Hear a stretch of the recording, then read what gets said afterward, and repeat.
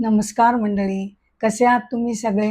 मी संध्या सप्रे, यूट्यूबवरील अमृताचे डोई या माझ्या आध्यात्मिक चॅनलमध्ये मी तुम्हा सगळ्यांचं मनापासून स्वागत करते.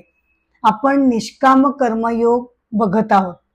निष्काम कर्मयोगाचा शेवटचा भाग एपिसोड 4 आता मी सादर करते. पण ते करण्यापूर्वी मंगलाचरण म्हणून मी कार्यक्रमाला सुरुवात करते. श्रीमन महा गणाधिपतये नमः. वक्रतुंड महाकाय सूर्यकोटी समप्रभ निर्विघ्नं कुरु मे देव सर्वकार्येषु सर्वदा. नमो देवे महादेवे शिवाये सततं नमः. नमः प्रकृते भद्राये नियता प्रणता स्मताम्. समचरण सरोजं सान्द्रनीलाम्बुदाभं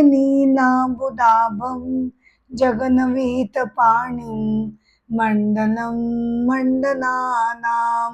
तरुण तुलसीमाला कंधरं कंजनेत्रं सदय धवलहासं विठ्ठलं चिंतयामि.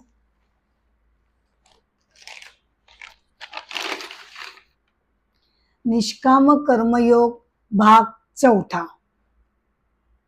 आता निष्काम कर्मयोग बघण्यापूर्वी वेदकालीन जे 2 प्रमुख पंथ होऊन गेले त्याच्यामध्ये कर्माची स्थिती किंवा त्याची अवस्था किंवा त्याला प्राधान्य कसं दिलं गेलंय ते आपण बघूया. स्मृती ग्रंथाप्रमाणे, आता स्मृती ग्रंथ म्हणजे काय तर श्रुती ग्रंथ आणि स्मृती ग्रंथ असे 2 प्रकार पडतात. श्रुती म्हणजे जे ऐकून जे आलेले आहेत ते, म्हणजे उदाहरणार्थ आपले 4 वेद की जे मौखिक परंपरा होती, ऐकून ते पुढच्या पिढीपर्यंत ते पोचवले गेले त्याला श्रुती ग्रंथ म्हणतात.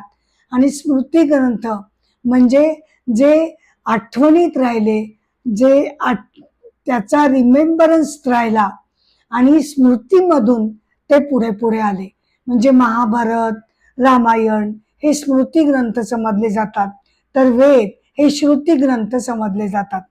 तर स्मृती ग्रंथाप्रमाणे जी आश्रम व्यवस्था आपल्याला सांगितली गेली, 4 आश्रम व्यवस्था ही आपल्याला सांगितली गेलेली आहे. कोणते ते 4 आश्रम? ब्रह्मचर्याश्रम, नंतर गृहस्थाश्रम, वानप्रस्थाश्रम आणि शेवटचा आश्रम संन्यासाश्रम. ब्रह्मचर्याश्रमामध्ये विद्यार्थ्यानं व्यवस्थित शिक्षण घ्यावं ही अपेक्षा आहे. गृहस्थाश्रमामध्ये त्यानं अर्थार्जन करावं, शिक्षणाचा त्यानं उपयोग करावा आणि संसारातील कर्तव्य त्यांनी नीट पार पाडावीत अशी अपेक्षा असते. त्यानंतर जेव्हा मुलं मोठी होतात, बरं का, मुलं मोठी होतात, आपण जबाबदाऱ्यांमधनं हळूहळू मुक्त होतो, तेव्हा मग वानप्रस्थाश्रम हा 3रा आश्रम येतो. त्यावेळेला जरी प्रत्यक्षपणे मनामध्ये जरी जाता नाही आलं तरी सुद्धा घरामध्ये अलिप्तपणे राहण्याची भूमिका घ्यायची अशी अपेक्षा असते. त्यानंतर मग शेवटचा जो आश्रम आहे तो आहे संन्यासाश्रम. त्यामध्ये गृहस्थानं संपूर्णपणे संसाराचा त्याग करून त्यानं रानावनामध्ये जाऊन पूर्णपणे संन्यास घेऊन, संन्यास व्रत घेऊन शेवटचा जो आश्रमाचा भाग आहे तो त्यानं व्यतीत करावा अशी अपेक्षा आहे. हे जे 4 आश्रम व्यवस्था ज्यामध्ये सांगितली जाते, बर का, ही जी 4 प्रकारची आश्रम व्यवस्था ज्यामध्ये सांगितली जाते तो आहे स्मार्त पंथ, स्मृती ग्रंथांपासून आलेला, म्हणून त्याला स्मार्त पंथ असं म्हटलं जातं. तर दुसरा आहे मुख्य पंथ, तो म्हणजे भागवत पंथ किंवा भागवत धर्म. भागवत धर्माचं वैशिष्ट्य काय आहे की ते असं म्हणतं की जरी संसारातनं मनुष्यानं निवृत्ती घेतली हळूहळू अलिप्तपणा धारण करत संसारातील कर्मकांडामध्ये जरी त्यानं निवृत्ती घेतली तरी त्यानं निष्काम वृत्तीनं लोककल्याणासाठी आपल्याला जमेल त्या प्रमाणात त्यानं आयुष्यभर म्हणजे आमरणांत त्यानं कर्म करत राहावीत असं भागवत धर्म सांगतो. फरक एवढाच आहे की स्मार्त पंथामध्ये शेवटची भूमिका ही संन्यासाश्रमाची आहे, जिथे प्रत्यक्ष संन्यास घेऊन मनुष्य रानावनात जातो. तर इथे घरामध्येच राहून सुद्धा संन्यस्त वृत्तीनं लोककल्याणार्थ त्यानं निष्काम कर्म करावीत अशी अपेक्षा भागवत धर्मानं केलेली आहे. हे दोन प्रमुख पंथ आपल्याला आढळून येतात. तसंच वेदांनी कर्मकांडांचा मार्ग सांगितला आणि सांगितलं की आयुष्यभर तुम्ही व्यवस्थित योग्य नीतीपूर्ण कर्म करत राहा, सत्कर्म करत राहा. त्याचबरोबरीनं यज्ञ याग पूजा प्रार्थना वगैरे कर्मकांडही तुम्ही व्यवस्थित करा, की त्यामुळे त्या सत्कर्मांमुळे आणि कर्मकांडामुळे तुम्हाला मृत्यूनंतरची गती म्हणजे स्वर्गप्राप्ती होईल आणि ती स्वर्गप्राप्ती म्हणजेच तुमचा मोक्ष आहे. कारण स्वर्गप्राप्ती जरी मिळाली तरी सुद्धा कायमच तिथे ती गती मिळू शकत नाही. पुण्यांश संपला की परत मनुष्य लोकांमध्ये जन्म घ्यावा लागतो. तर वेदांचा शेवटचा भाग उपनिषद म्हणजे ज्ञानकांड तो असं म्हणतो की केवळ आणि केवळ आत्मज्ञानानंच हा जन्म मरणाचा फेरा संपुष्टात येईल आणि त्यालाच खऱ्या अर्थानं मोक्ष म्हणता येईल. म्हणून भगवद्गीता अध्याय 4 श्लोक 23 मध्ये असं म्हणते की तुम्ही तुमचं सर्व आयुष्य निष्काम वृत्तीनं परमेश्वराला स्मरून त्याला जणू आपण प्रत्येक कर्म अर्पण करतोय या अत्यंत समर्पित भावनेनं तुम्ही कर्म करा. निष्काम कर्मांची बंधनं तुमच्या मोक्षाच्या आड येणार नाहीत. यावरून मला एक कथा तुम्हाला सांगावीशी वाटते. लाला लजपतराय, श्री लाला लजपतराय. लाला लजपतराय, बाळ गंगाधर टिळक आणि बिपिनचंद पाल यांना तिघांना मिळून लाल बाल पाल असं एकत्रितपणे तेव्हा म्हटलं जायचं. लाला लजपतराय यांचा जन्म 1865 मध्ये झाला, मृत्यू 1928 मध्ये झाला. पंजाब केसरी असं त्यांना आदरानं म्हटलं जाई. बालपण जागरण या गावी गेलं. हायस्कूलची त्यांनी स्थापना केली. त्यांनी कायद्याचं शिक्षण घेतलेलं होतं. दयानंद सरस्वतींचा त्यांच्यावर प्रभाव होता आणि ते आर्य समाजामध्ये कार्य करत असत. देशाच्या स्वातंत्र्यासाठी अत्यंत निर्भय स्वातंत्र्य सैनिक अशी त्यांची ख्याती आहे. सायमन कमिशनचं लाहोरमध्ये जेव्हा आगमन झालं तेव्हा त्याला विरोध करण्यासाठी जनतेच्या मोर्चाचं नेतृत्व लाला लजपतराय यांनी केलेलं होतं. खरं म्हणजे त्यांना वृद्धावस्था आलेली होती, परंतु देशाच्या स्वातंत्र्यापुढे आपल्या तब्येतीची पर्वा न करता त्यांनी हिरिरीनं त्या मोर्चामध्ये भाग घेतला होता. परंतु स्कॉटनं तेव्हा नेत्या जमावावर लाठी हल्ला करण्याचा हुकूम दिला आणि त्यामुळे जे सर्वप्रथम पुढे होते लाला लजपतराय त्यांच्या वयाची सुद्धा पर्वा केली गेली नाही आणि त्यांना जबर लाठी हल्ला सहन करावा लागला. त्यामध्येच नंतर त्यांचा मृत्यू झाला. असे हे देशासाठी देशसेवेसाठी ज्यांनी आपलं आयुष्य समर्पित केलं असे लाला लजपतराय.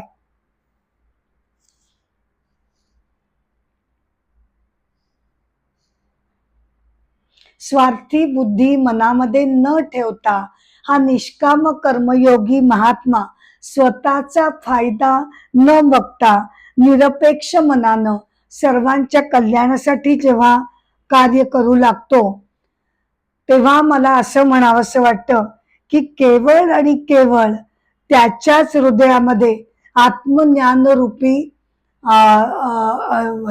आत्मज्ञान रूपी जो ईश्वरीय प्रकाश जो आपल्या हृदयामध्ये पडतो, तो त्याच्यामध्ये पडलेला असल्यामुळेच तो निष्काम कर्म करू शकतो.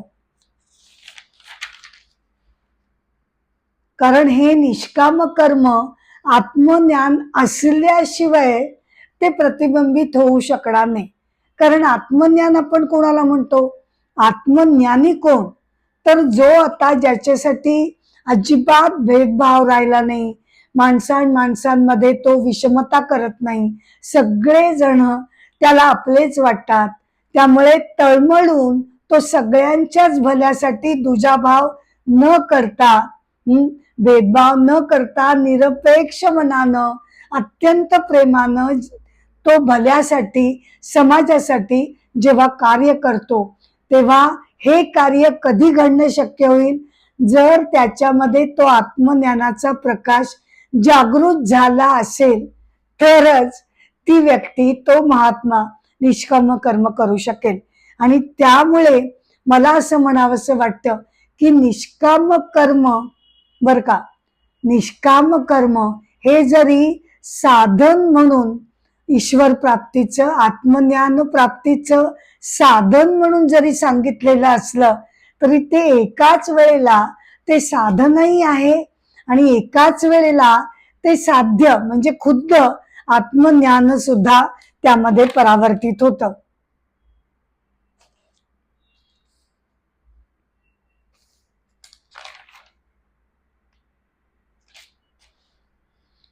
निष्काम कर्माचं सगळ्यात मोठं दोभस वैशिष्ट्य आपल्याला असं सांगता येईल की यामध्ये कर्म आहेच, पण त्याबरोबरीनं संन्यास तत्व सुद्धा यामध्ये येतं. असा दोघांचा संयोग आहे. संन्यास आणि कर्म या दोघांचा संयोग आपल्याला निष्काम कर्मामध्ये बघायला मिळतो. कसा? कारण निष्काम कर्मामध्ये कर्म करणं आलं आणि संन्यास कशाचा येतो? तर कर्म फलाशेचा संन्यास त्यामध्ये अभिप्रेत आहे. फलाशा न ठेवता, म्हणजेच काय, फलाशेचा त्याग करून फलाशेचं संन्यासत्व पत्करून मनुष्य निष्काम कर्म करतो. त्यामुळे दोन्ही त्यामध्ये येतं. कारण सर्व कर्मांचं खऱ्या अर्थाने बघितलं ना तर मुख्य म्हणजे दोनच भाग पडतात. एक म्हणजे काम्य कर्म, म्हणजे कामना वासना ठेवून केलेली कर्म, आणि दुसरी निष्काम कर्म. गीता अध्याय 5व्या मध्ये श्लोक 3 मध्ये भगवंतांनी म्हटलेलंच आहे की जो पुरुष अगदी निसंग बुद्धीनं सगळी कर्म परमेश्वराला अर्पण करून ते करतो, तो गृहस्थ जरी संन्यासी नसला, म्हणजे गृहस्थाश्रमी असला, तरी तो नित्य संन्यासीच म्हणायला हवा. का? कारण त्याच्यामध्ये दोन्ही तत्व आहेत. तो एका बाजूने संसारही करतोय आणि दुसऱ्या बाजूनं निर्लेप वृत्तीनं फलाशीचा त्याग करून, संन्यास करून, तो संन्यास तत्व सुद्धा तो संसारात राहून सुद्धा त्याचं अवलंबन करतोय.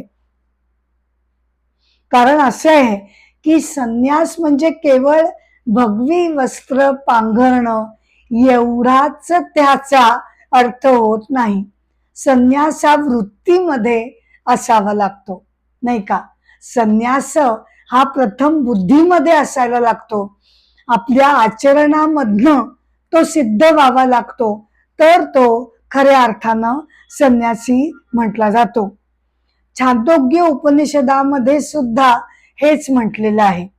कुटुंबामध्ये राहून समाजामध्ये योग्य कर्म करून निष्ठेनं वागणारा निष्काम वृत्तीचा आत्मज्ञानी पुरुष हा मोक्ष प्राप्त करून पुन्हा जन्म मरणाच्या फेऱ्यात तो अडकत नाही. आणि त्यामुळेच मला असं म्हणावं असं वाटतं की मोक्ष प्राप्तीसाठी, आत्मज्ञान प्राप्तीसाठी जरी साधन एक मार्ग म्हणून निष्काम कर्म सांगितलेला असला तरी ते दोन्ही आहे. त्याच्यामध्येच आत्मज्ञान आणि त्याच्यामध्येच मोक्ष प्राप्ती ही त्याच्यामध्येच अंतर्गत दडलेली आहे. यावरून एक कथा मला तुम्हाला सांगावीशी वाटते. कथा आहे राधा बहीण भट्ट, श्रीमती राधा बहीण भट्ट यांची. जन्म 1931, अल्मोरा गावी उत्तराखंड मध्ये त्यांचा जन्म झाला. 1951 मध्ये त्या सरला बहन यांच्या कस्तुरबा महिला उत्थान मंडळामध्ये त्या कार्य करू लागल्या. कौसेनी उत्तराखंड इथे त्या संस्थेतर्फे कार्य करू लागल्या. त्यांनी विनोबा भावे त्यांनी विनोबा भावे यांच्या भूदान चळवळीमध्ये सुद्धा सक्रिय भाग घेतलेला होता. त्यांनी त्यांच्याबरोबर पदयात्रा केलेली होती. त्यांनी महिलांना शिवणकाम, विणकाम असं प्रशिक्षण केंद्र त्यांनी सुरू केलं की ज्यामुळे त्या आपापला व्यवसाय करू शकतील आणि स्वतंत्रपणे स्वतःचं अर्थार्जन करू शकतील.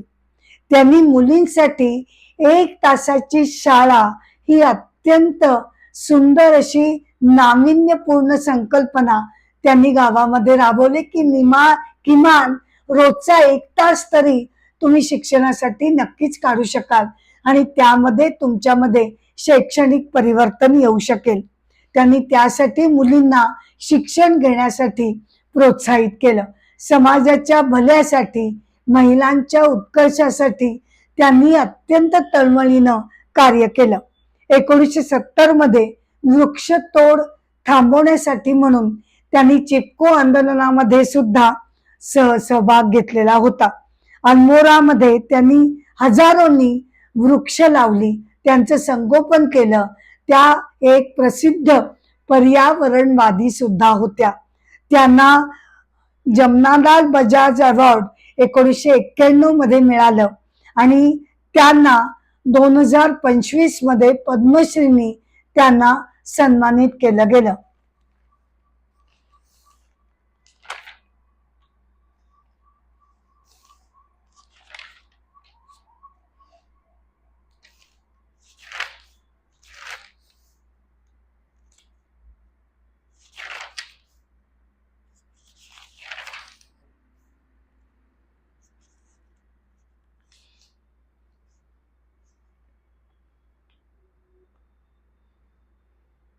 भगवद्गीता अध्याय 11 श्लोक 55 मध्ये म्हणूनच भगवंत निष्काम कर्माची स्तुती करताना म्हणतात की हे अर्जुना, निष्ठेने उत्साहानं का कार्य कर, आळस मानसिक दुर्बलता सोडून कर्म कर, असा खणखणीत उपदेश भगवान वेळोवेळी अर्जुनाला करत असतात. योग वसिष्ठ या प्रसिद्ध आध्यात्मिक ग्रंथामध्ये सुद्धा मनुष्यानं हताश न होता सदैव निर्लेप बुद्धीनं म्हणजेच निष्काम बुद्धीनं कार्य करत राहावं असा त्यांनी उपदेश केलेला आहे. प्रयत्नांची शर्थ मनुष्यानं करत राहावी असं म्हटलंय. काय होतं की आपण अपयश आलं की आपण लगेच दुःखी होतो, नाही का? आणि मग असं वाटतं जाऊ दे ना, एवढे श्रम करते, काही त्याचं फळ येत नाही. परंतु त्याचा विचार न करता अपयश आलं तरी सुद्धा आपला उत्साह भंग न करता, निराश न होता, योग वसिष्ठ असं म्हणतं की तुम्ही उत्साहानं कार्य करत राहा.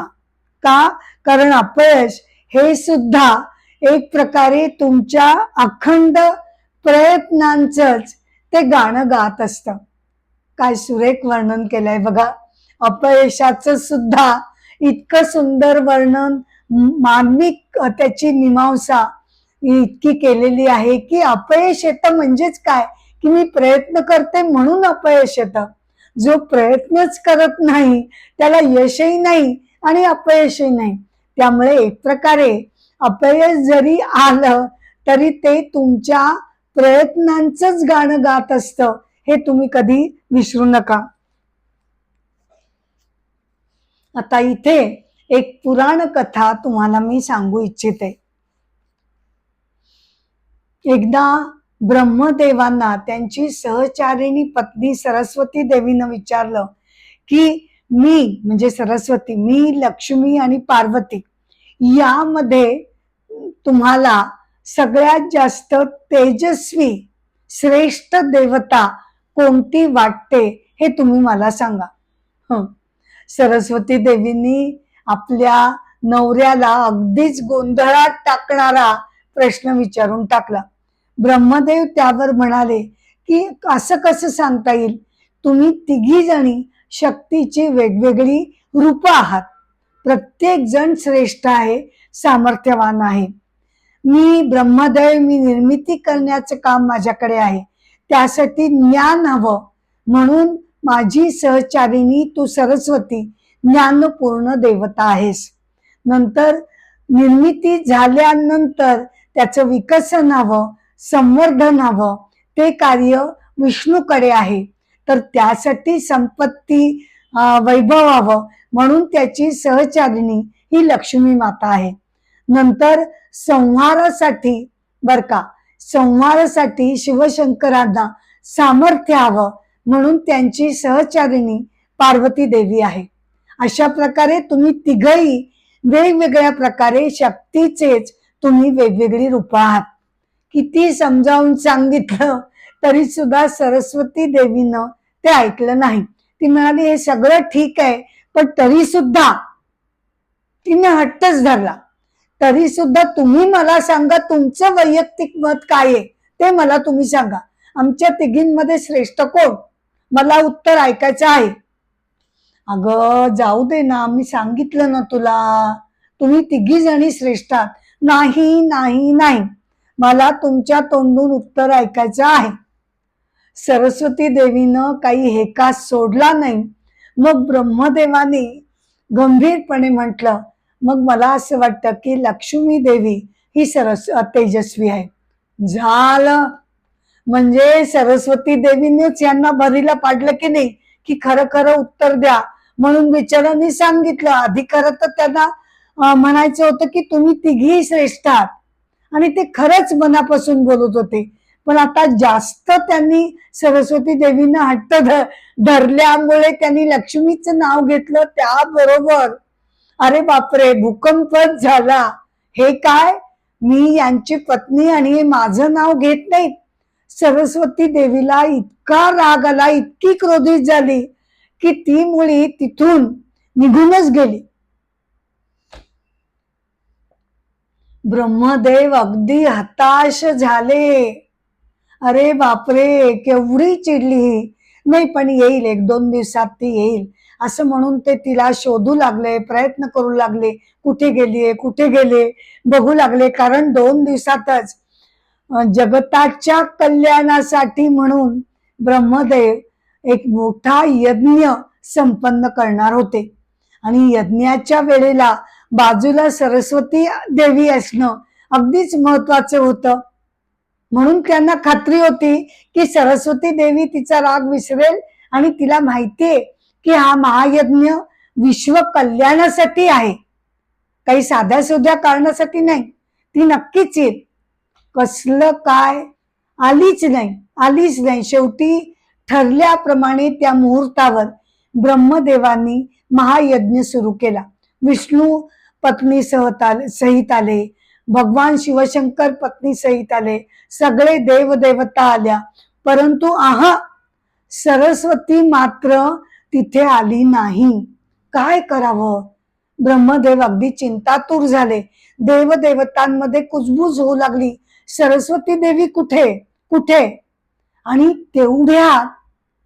तेवढ्यात बर का, सरस्वती देवी तिथे आली खरी, पण अरे बापरे, एवढा काही कठोर संतप्त अवतारामध्ये ती आली. प्रचंड क्रोधित झालेली होती, डोळे लाल लाल झाले होते रागाने. ती ब्रह्मदेवांनी तिला म्हटलं, बरं झालं आलीस ना, आता महायज्ञाला सुरुवातच करायचे. ये ये. आत्ता असं म्हणताय तुम्ही मला? हा, महायज्ञाची सांगत सगळी तयारी तर तुम्ही करून टाकली. सगळेजण आपापल्या पत्नींबरोबर आले. तुमच्या बरोबर सरस्वती देवी नाही, मी नाही, पण तरी सुद्धा तुम्ही काही माझी वाट बघितली नाही. ती इतकी काही चिडलेली होती. ब्रह्मदेव तिला काकुळतीनं सांगत होते, मी किती वाट बघितली, सगळीकडे शोध घेतला, अजून सुद्धा यज्ञाला आरंभ कुठे केलाय सांग ना. पण ती काही ऐकण्याच्या मनस्थितीत नव्हती.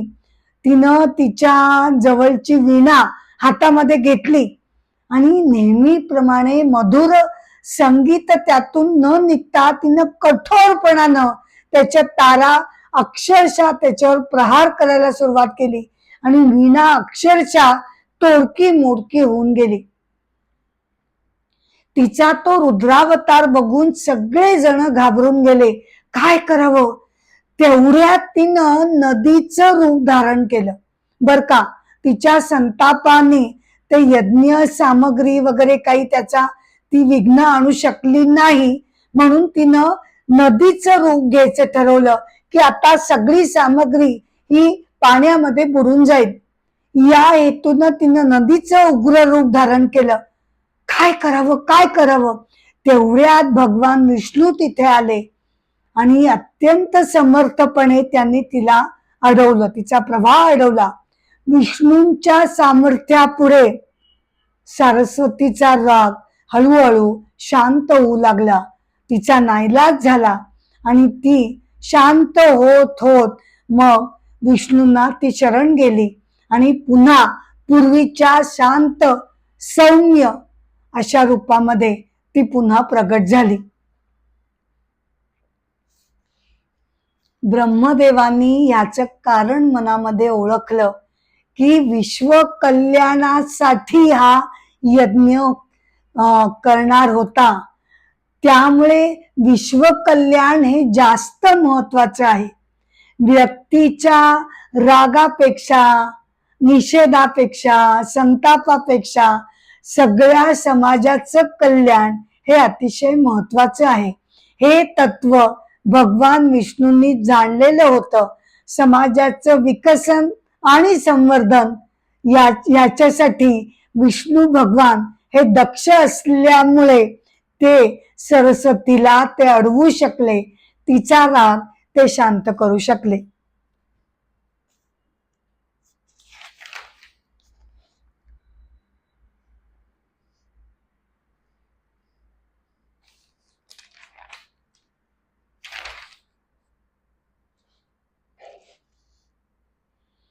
भगवद्गीतेचा उदय अर्जुनाच्या प्रश्नानं झाला हे तर सगळ्यांना माहितीच आहे.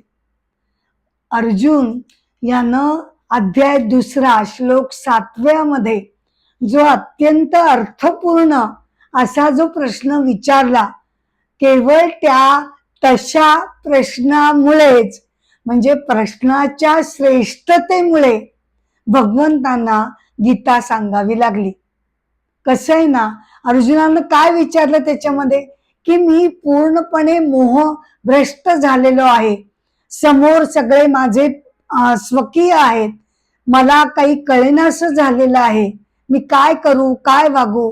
अशा वेळेला मला जे श्रेयस्कर असेल ते आपण मला सांगावं बर का. त्यानं काय विचारलं, आयुष्यामध्ये श्रेयस काय आहे ते मला सांगावं. त्यानं असं नाही विचारलं की या युद्धामध्ये मला विजय मिळेल का, मला किती संपत्ती मिळेल का, केवढी मिळेल, काय होईल. असं भौतिक सुखांचे प्रश्न त्याला पडलेले नव्हते. त्याला काय प्रश्न ग्रासत होता तर ज्या कर्मामुळे माझ्या आत्म्याला शांती मिळेल असं कर्म माझ्या हातून घडायला हवं.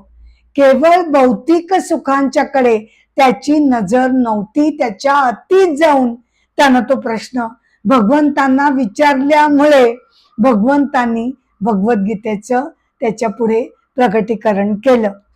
कसं आहे ना, आपल्या व्यक्तीच्या सुखांच्या कल्पना आधी निश्चितपणे भौतिक स्तरावर असतात, याबद्दल काही वाद नाही. भौतिक सुख म्हणजे उदाहरणार्थ ज्या आपल्या सगळ्या नीड्स आहेत, अन्न, वस्त्र, निवारा, या सगळ्या ज्या भौतिक सुखांच्या गोष्टी आहेत त्या निर्विवादपणे मिळायला हव्या, हे कोणीच अमान्य करणार नाही.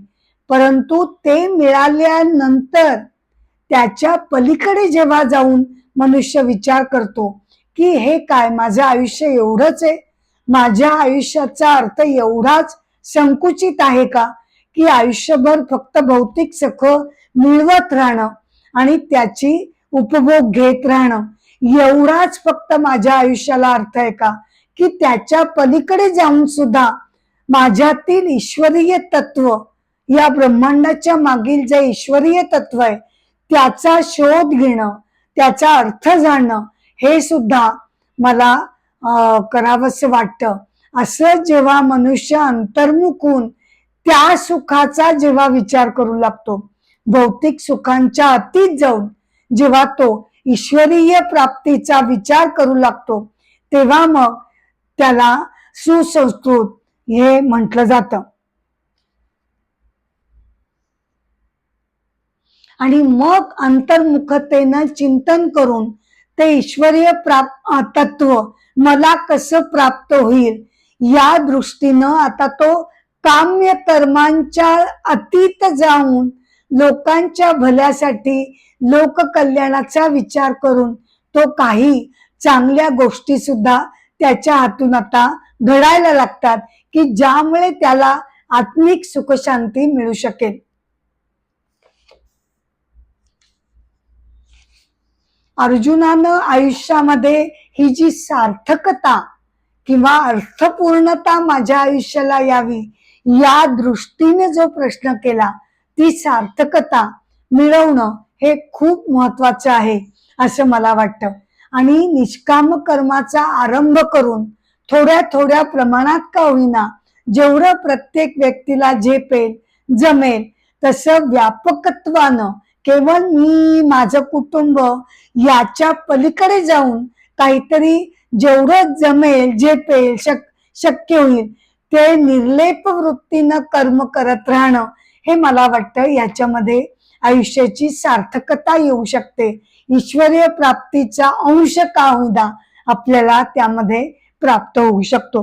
निष्काम कर्म भाग 4 म्हणजे हा शेवटचा एपिसोड, त्याची सांगता करताना मी भगवद्गीता अध्याय 8 श्लोक 7 या माझ्या व्यक्तिशः अत्यंत आवडत्या श्लोकानं मी याची सांगता करते. भगवान असं म्हणतात, अर्जुना, सर्व काळी नेहमीच माझं स्मरण करत जा आणि युद्ध कर. काय श्लोक? सर्व काळी माझं स्मरण करत जा, आणि तिथेच ते थांबले नाहीत, सर्व काळी माझं स्मरण करत जा आणि युद्ध कर. म्हणजे दोन्ही. आता आपल्याला काही आजच्या काळात युद्ध करायचे नाहीयेत, पण युद्ध म्हणजे ज्याचं त्याचं योग्य कर्म, या अर्थाने आपल्याला हा श्लोक घेता येईल. एकाच वेळेला परमेश्वराचं स्मरण चिंतनही मनात ठेवायचंय आणि त्याच वेळेला आपापली कर्म सुद्धा आपण निर्लेप वृत्तीनं करायची आहेत. एक माझं स्मरण करत जा आणि युद्ध कर, अशा प्रकारे मन आणि बुद्धी मला अर्पण करून जर तू कर्म केलीस, तर कर्म करून सुद्धा, लढाई करून सुद्धा तू मलाच येऊन मिळशील यामध्ये शंका नाही.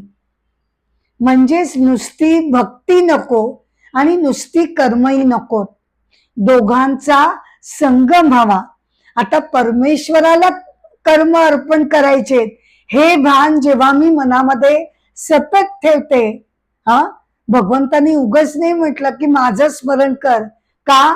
कारण त्यांचं स्मरण करून त्यांना अर्पण करायचे, म्हणजे मी पाप कर्म कधीच करू शकणार नाही. मला त्यांना अर्पण करायचे माझी कर्म, मग ती योग्यच कर्म असायला हवीत. हा एक प्रकारचा वचक, कंट्रोल माझ्या कर्मांवर हा त्या श्लोकामुळे बसू शकतो. भगवान जेव्हा सांगतात माझं स्मरण करून मग कर्म कर, म्हणजेच सगळी पुण्य कर्म कर हे त्यामध्येच अभिप्रेत येतं. तर अशा प्रकारे जीवनाचा आयुष्याचा पाया हा परमेश्वराच्या समर्पणाप्रती आणि भक्तीसाठी हवा, तो पाया हवा. आणि त्याच बरोबरीनं आपापल्या जबाबदाऱ्या सुद्धा आपण पार पाडायला हव्यात, हे निष्काम कर्मयोग आपल्याला सांगतो. असा हा निष्काम कर्मरूपी यज्ञ अनेक संत महात्म्यांनी स्वतःच्या उदाहरणानं प्रज्वलित केलेला आपण बघितलेला आहे. त्यामुळे या एपिसोडची सांगता मी एका अशाच महात्म्याच्या कथेनं करत आहे.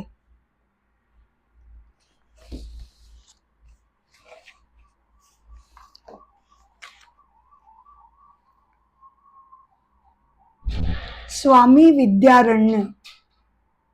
स्वामी विद्यारण्य जन्म 1296, मृत्यू 1386. विद्यारण्य स्वामींचा जन्म पंपा क्षेत्र म्हणजे आत्ताचं हम्पी या नगरामध्ये त्यांचा जन्म झाला. त्यांचं शिक्षण विद्यातीर्थ स्वामींकडे झालं. ते अत्यंत तेजस्वी होते, प्रगाढ बुद्धिमत्तेचे ते होते. जेव्हा शिक्षण पूर्ण झालं, वेद, वेदांत, व्याकरण, गणित असं सगळं संपूर्ण शिक्षण झाल्यानंतर जेव्हा त्यांच्या गुरूंनी त्यांना विचारलं की आता शिक्षण घेतल्यानंतर, त्यांच्या सगळ्या शिष्यांना त्यांनी विचारलं की तुम्ही आता काय करणार आहात, तेव्हा प्रत्येकानं आपापल्या भविष्यातल्या योजना त्यांना सांगितल्या. विद्यारण्य स्वामी म्हणाले की सध्या तरी माझ्या पुढे देशाचं स्वातंत्र्य हे खूप महत्वाचं आहे, कारण श्रीरंगम येथील मंदिर तेव्हा परकीयांनी पूर्णपणे उद्ध्वस्त केल्याची बातमी त्यांच्या कानावर नुकतीच आलेली होती आणि त्यामुळे ते अतिशय दुःखी झालेले होते. मला माझ्या लोकांच्या संरक्षणासाठी काहीतरी कर्तव्य कर्म करणं हे अत्यंत क्रमप्राप्त आहे असं त्यांच्या मनाने घेतलं आणि त्याप्रमाणे त्यांनी आपल्या गुरूंना ते उत्तर दिलं. मग त्यानंतर त्यांनी भुवनेश्वरी देवीची उपासना केली, कठोर तपस्या केली. तुंगभद्रा नदीच्या काठी त्यांनी ती तपस्या केली आणि असं म्हटलं जातं की भुवनेश्वरी देवीनं त्यांना प्रत्यक्ष दर्शन दिलं आणि म्हणाली की मी तुझ्या तपस्येवर प्रसन्न आहे, बोल बाळा तुला काय हवंय. तेव्हा विद्यारण्य स्वामी हसले आणि म्हणाले मला माझ्या स्वतःच्या साठी असं काहीही नकोय. मला आपल्या देशातील लोकांना पारतंत्र्यातून मुक्त करायचं आहे, त्यासाठी तू मला वरदान द्यावंस अशी माझी विनंती आहे. भुवनेश्वरी देवी मातेनं त्यांना प्रसन्न होऊन ते वरदान दिलं आणि ती त्यांना म्हणाले की तू स्वतःसाठी जरी काही मागितलं नसलंस तरी तुझ्या असामान्य अशा तुझ्या कर्तृत्वामुळे तुझी नोंद इतिहासामध्ये घेतली जाईल आणि तुझी कीर्ती ही अक्षय राहील असा आशीर्वाद देवीनं त्यांना दिला. 1331 मध्ये त्यांनी संन्यास घेतला आणि त्यानंतर त्यांच्याकडे अचानकपणे हरिहर राय आणि बुक्कर राय हे 2 राजपुत्र त्यांच्याकडे त्यांचं मार्गदर्शन घेण्यासाठी म्हणून आले आणि तुमच्या अध्यक्षतेखाली बर का, तुमच्या मार्गदर्शनाखाली आम्हाला आमचं स्वतंत्र छोटस का होईना राज्य उभारायचंय असं त्यांना सांगितलं. देवीनं दिलेला आशीर्वाद जणू काही लवकरच फळाला आला आणि विद्यारण्यांच्या मार्गदर्शनाखाली तरुणांची फौज उभारली गेली आणि बघता बघता विजयनगर साम्राज्याचा आरंभ स्वामी विद्यारण्यांच्या अथक प्रयत्नामुळे तिथे तो हम्पी येथे झाला. ते स्वतः जरी संन्यासी होते, संन्यस्त वृत्तीचे होते, तरी सुद्धा विजयनगर साम्राज्यामध्ये त्यांनी अगदी प्रधानमंत्री म्हणून, बर का, आश्चर्य वाटेल आपल्याला, एक संन्यासी प्रधानमंत्री म्हणून त्या विजयनगरचा राज्यकारभार समर्थपणे तो बघत होता. कारण लोककल्याणाची काळजी त्यांच्या निष्काम वृत्तीला स्वस्थ बसू देत नव्हती. 1374 त्यानंतर 1374 पर्यंत त्यांनी विजयनगर साम्राज्यामध्ये सक्रिय सहभाग घेतला.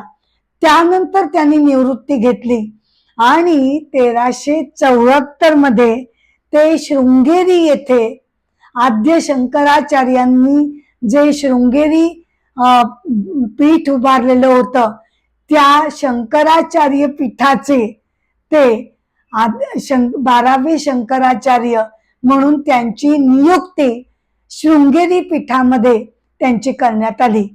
अत्यंत असामान्य व्यक्तित्व, संन्यस्त वृत्ती, वेदांताचा गाढा अभ्यास, अनेक ग्रंथांची रचना त्यांनी केलेली होती.